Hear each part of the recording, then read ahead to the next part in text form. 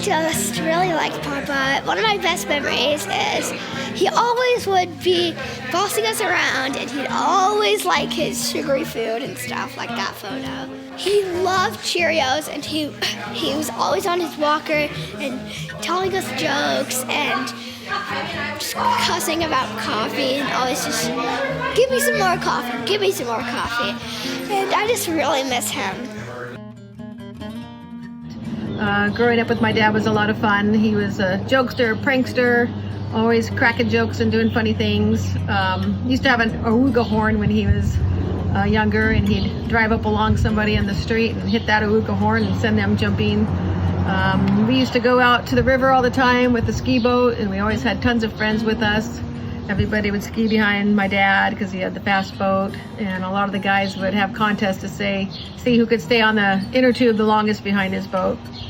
I remember after my dad's accident, I had horses, and he would drive me out first thing in the morning and pick me up when it got dark. And it was always real quiet on the ride out and the ride back. And he would always, in the middle of nowhere, just slam his hand on the seat and scare the living daylights out of me. He thought that was the funniest thing ever. Lots of fond memories out at the river growing up. My dad was quite the jokester, and lots of fun. Yeah, I remember every time he would come visit, he would always have the NASCAR on the TV, you know, just hanging out, always on replay, didn't change the station once. The things I do for free entertainment around here sucks. And then I just hear, Chloe, I need a cup of coffee. Over and over, 10 cups a day. Didn't quit. I loved it. It was a good time, good memories. Yeah, Papa Mike was a true speed demon and daredevil, and that lives through my kids. That definitely comes out in them, and I got my love of hot rods through Papa Mike for sure, and that's something I'll carry through my life. Yeah, for sure. He always liked to race things. One thing Dad always said was 3 kisses, so mwah, mwah, mwah. 3 kisses to you, Dad. We love you, Papa Mike. We love you. Hello. This is Daddy. Number one good-looking daddy. Just calling to say hi, I love you. It's 5 minutes to 11. I'll try again later. Love you. What I didn't learn from Papa Mike was manners, which is a really funny topic because one of my favorite memories about Papa Mike is every single time I got to hang out with him was the ability to teach him manners. Yeah, you scallywag. Just the simple word of saying please when he asked me for a damn cup of coffee every single time I was with him. Hey, you scallywag. I see you. My favorite thing, literally, was being like, Papa Mike, I would love to get you a cup of coffee, but you have to say please first. I love you, and I will get you coffee. But what's the magic word? Give this man a cup of coffee, and he can conquer the world. Love you, Papa! Early memories of Michael and Jim always protecting me, watching over me when someone was hurting my heart, or when I got shot in the butt with a BB gun, or when they had to shave all my hair off because the walnut tree gave me fungus. My brothers were always there taking care of me. When we grew up a little bit, we didn't make tree houses. We had forts in the big field behind us. And my brothers built lavish ones with a hood over it, so we were probably really safe from the dirt caving in on us. But they were my big brothers, so I trusted them implicitly. Then we grew a little bit more. Michael discovered girls and cars. And he'd track me down at my girlfriend's and take my change so he could go on a date. And I'm sure he promised to pay me back, and I don't think he ever did. So when Dad was in ICU, he was a little confused, and he had a catheter in. And he would keep reaching down his blanket because he had to go to the bathroom, and he would forget that he had a catheter in. This was on med-surg. And this was when he was in hospice at the hospital. And he started to reach down his blanket, and Kristen was sitting there, and I said, Dad, no, it's okay. Like, you're all right. You've got something on, and do you need to go to the bathroom? And he had this mask on. I'm sorry. He had the mask on, and so it was hard to understand him. And he was like, and I'm like, what? Because he was itching. And he's like, and he kept putting his hand down his pants. I'm like, Dad, no. And he's all, and I'm like, Dad, stop. You don't need to do that. And I'm like, I can't understand you. So I took his mask off. And he goes, I'm scratching my balls. And I thought we were both going to fall out of our chair. Oh, to the end. That's Dad. To the end. He still was a character. Yeah, and what I remember most about him is just, first off, his coffee. He was very demanding. And I was like Chelsea, and I was like, you need to say please for your coffee. And thank you. Yes. And then I also remember him like being on the boat, and when we went to the lake, and he was just always, wherever we were, he was such a trooper. Like, yep, always. You knew he was tired and wanted to go home, but he just couldn't help himself to just enjoy the moment. Yeah. And I just miss him. We do. He's a good guy.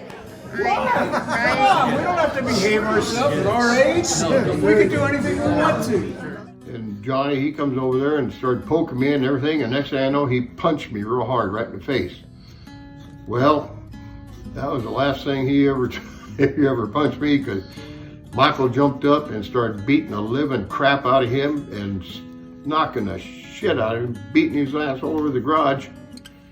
And Kenny jumped on his back, his brother, but Michael flicked him off of his back like that, and Kenny went flying across the garage and landed on his butt right on the lawnmower, and it stuck the spark plug right up his butt. And so he jumped up and went yelling out of the garage, screaming and crying. And by that time, Johnny, he'd had enough, and he was running out of the garage too. And as we went out of the garage, boy, we was both pounding on him, and they went out running around in front of their house, crying like a couple of babies. And we didn't see them for a few weeks after that. But my brother, boy, he stepped up and took care of business for me. So he was a good brother. He should have taught me more about girls, though. I like that he got my jokes. He appreciated me telling him a good joke, because dad jokes. I tell dad jokes, and he liked it. That made me feel good. Or at least he pretended to like him. He probably because he liked ladies. Yeah. We'll be looking forward to hanging out with him when it's our time to see him in that next dimension. That's all. We love you, Mr. Michael. Love you, Mike. We'll see you soon enough. Hearing about his past and what he accomplished and what he went through really was a role model for myself and for like what you can overcome in life, and what a fighter he was. So what a true legend Michael Cash was.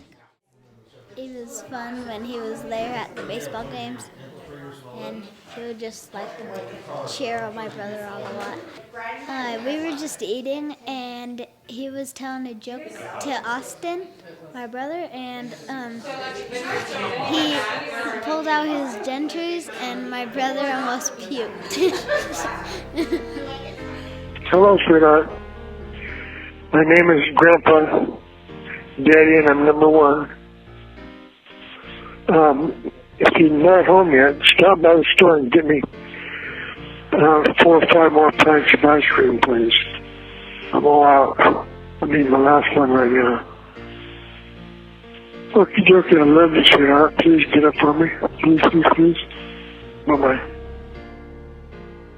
What happened when Papa Mike took his turn? Got shot in the face. Did he think it was funny? And I boing, boing, boing. Did he laugh, or was he mad? He laughed. He laughed. What did he say? Do you remember what he said? No. I do. What? He said a bad word. Say Granny. He said, oh shit. Michael was in a coma for about 3.5 months, and me and Buddy and a friend of his, we jumped in Buddy's van and we took a run back up there. And the day we got to Salt Lake City and up to LDS Hospital, we walked in there and we was talking to the nurse, and another nurse come out of the room and said, "Hey, he's waking up. He's waking up."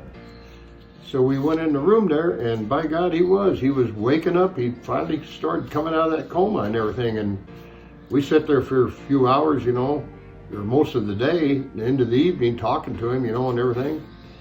And he's kind of slurring his words and everything. And I told him, I said, "Michael, listen to me. You have to say your words clearly, okay?" And he looked up at me and he says, "Okay, asshole, I will." And I thought, well, I think he's going to be okay. I think he might come out of this deal all right.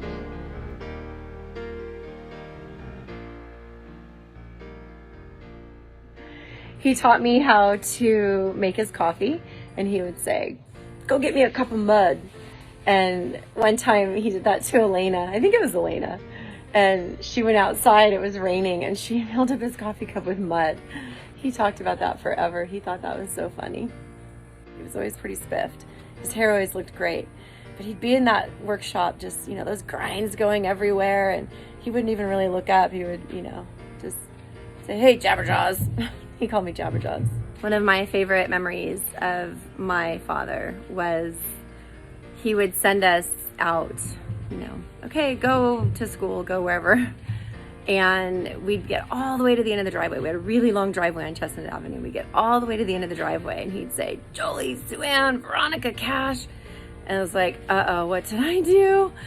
I'd go all the way back up the driveway, and he would say, "What would you have been, or where would you have been if I hadn't called you back?" Well, he's the jokester. Hi, Papa. I wish you would be able to see us, and I wish we would be able to come to your celebration. But since we're not here, I love you.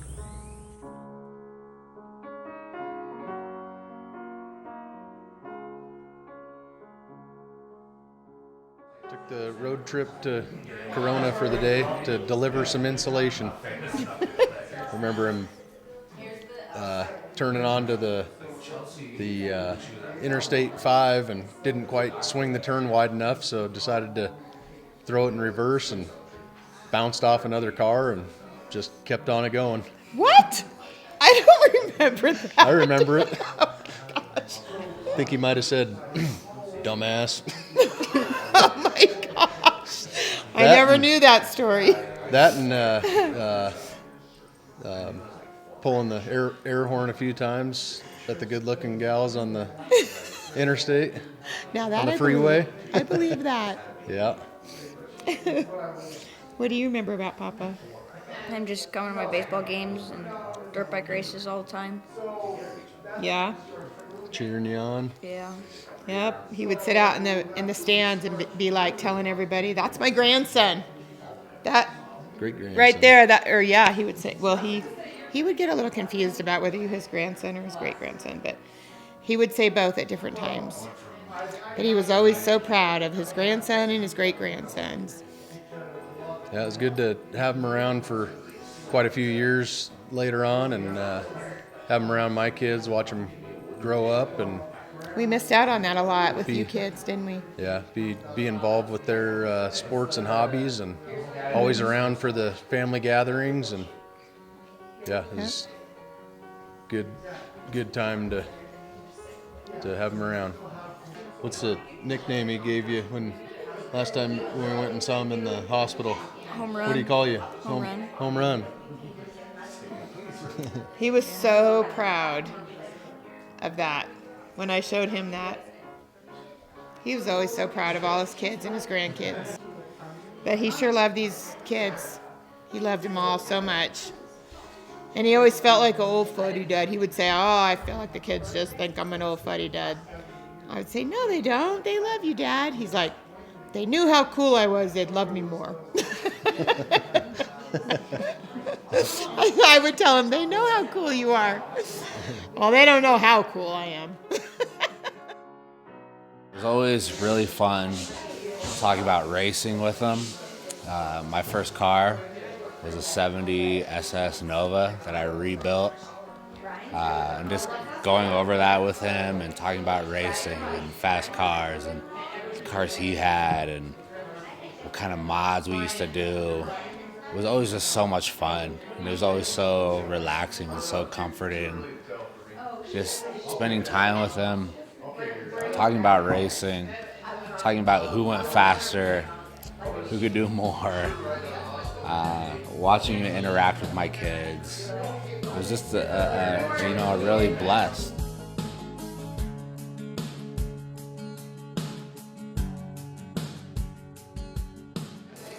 My earliest memory of Papa Mike was when I was, I don't know how old I was, honestly, young, and he would pop his dentures out a little bit and chase after all of us kids, and it would creep us out super bad, and then he would take them out of his mouth and just run around chasing us with them. I think I'm a little traumatized from that, maybe. He called me his little buddy. He seemed like a super cool dude. I wish I could have gotten to know him better, talked to him about all of his old racing stuff, but fortunately I didn't get to, but he seemed like a super awesome guy. He was definitely a big flirt. I remember that. Even as a child, I remember we would go, after church, we would go out to breakfast, and he'd be pinching waitresses' butts and trying to, he was definitely a big flirt. Popular man with the ladies. Love you, Papa. Lena and I were just dating, and both her mom and dad were in the hospital at the same time. Well, during our time of dating, she'd been telling stories about Mike. And my dad, when a guy would come over, he would literally just walk up to him and grab him by the huevos and say, "Keep these things right here."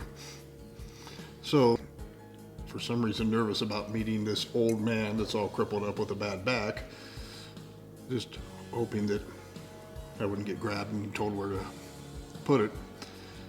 But I met him. He was in the hospital, and kind of like his happy place, I guess.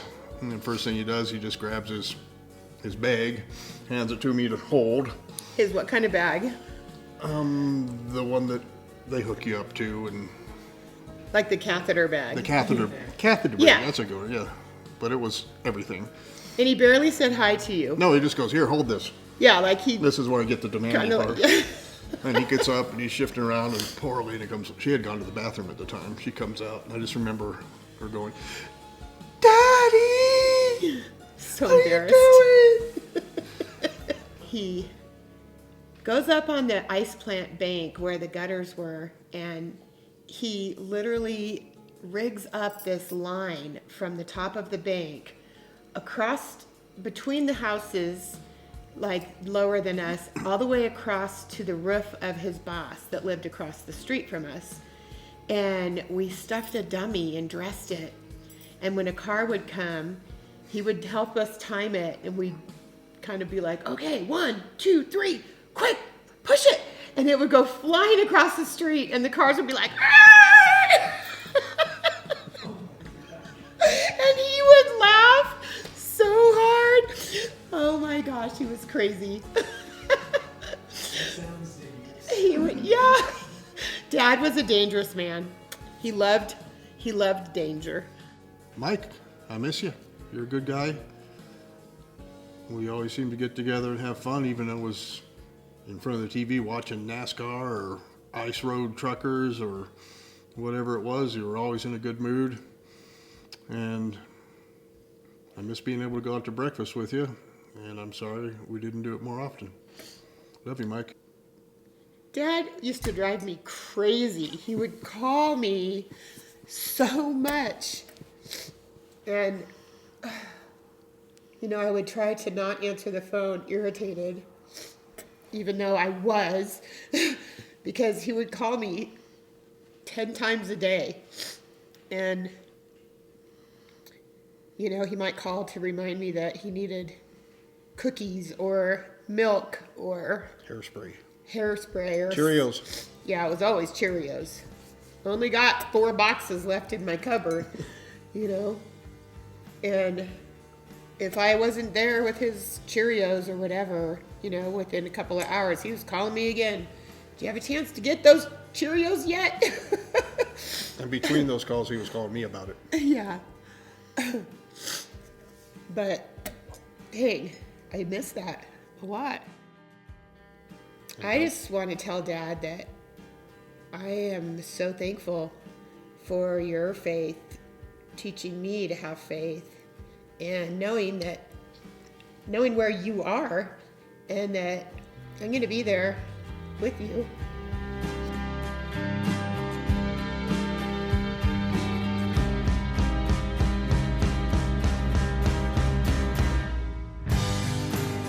My dad's Ranchero. I think a lot of you might have remembered the Ranchero. He used to have a sticker that said, gas, grass, or ass. Nobody rides for free. I miss you, Dad. You may have been pocket change, but to me, you're $1 million. Rest in peace.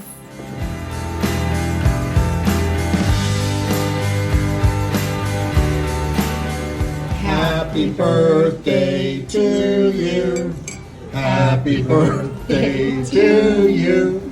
Happy birthday, dear Mike. Happy birthday to you. Ready?